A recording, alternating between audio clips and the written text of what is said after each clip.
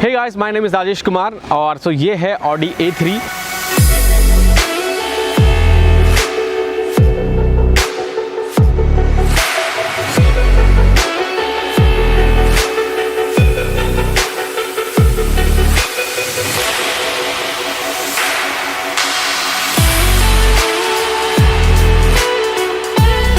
Hey guys, welcome to another video of Rajesh Kumar magic. बहुत से लोग बोल रहे थे कि सर आपकी जो कार है वो कितने की पड़ती है, क्या है उसका पूरा डिटेल बताइए।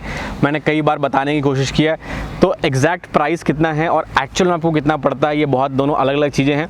तो मैं बहुत सिंपल बताऊँगा, सब कुछ मैं आपको दिखाने वाला हूँ ताकि आप खुद आइडिया लगा लो।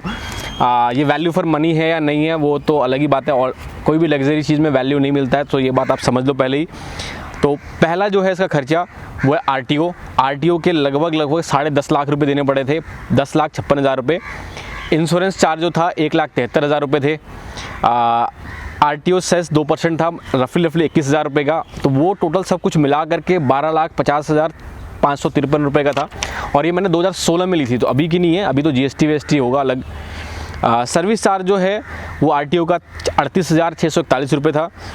सर्विस टैक्स जो था 5,410 रुपये। स्वच्छ भारत सेस वो 200-300 रुपये का था। 44,438 रुपये का वो था। एक्सेसरीज़ का 14,978 रुपये और 2,000 के करीब, 17,000 के करीब था टोटल राउंड ऑफ करके। एक और एक्सेसरीज़ था वो था 1,60,000 रुपये का, वो आई गेस साउंड का था, क्योंकि इसका साउंड बहुत एक्सपेंसिव है। फिर गाड़ी का जो प्राइस है वो है 44,57,000।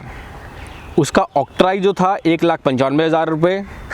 उसका जो वैट था वो 6,28,000। जो TCS है वो 52,000। तो टोटल 53,33,933 रुपये।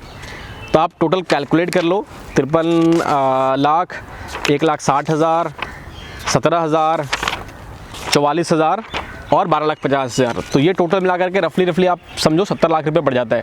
बट 70 लाख रुपये है अगर आप कैश पे कर रहे हो फुल एक बार में। If you are someone who is taking loan, तो मैंने जो है ऑब्वियसली लोन लिया था, तो I took loan of 40 lakh rupees, जिसका इंटरेस्ट मुझे 10 लाख रुपये पे करना पड़ेगा। दैट मीन्स मैं हर महीने पिछले 5 साल से रफली 85,000 के करीब पे कर रहा हूँ। तो आप लगा के चलो कि आपको हर महीने 85,000, और मैंने इनिशियली जो पेमेंट किया वो 16, टोटली रफली 80 लाख रुपए का करीब खर्च हो जाता है। दूसरा जो इसका मेंटेनेंस है दैट इज़ बॉम्ब। कभी भी आप इसको सर्विसिंग के लिए लेके जाओ तो बेसिक सर्विसिंग है वही आपको 22,000 से 30,000 रुपये पड़ता है। देन अगर आपको कोई पार्ट ख़राब हो गया, रिप्लेसमेंट है, फॉर एग्जांपल मुझे याद है मैंने इसका ब्रेक पैड चेंज कराया था जो मुझे 80,000 के करीब पड़ा था।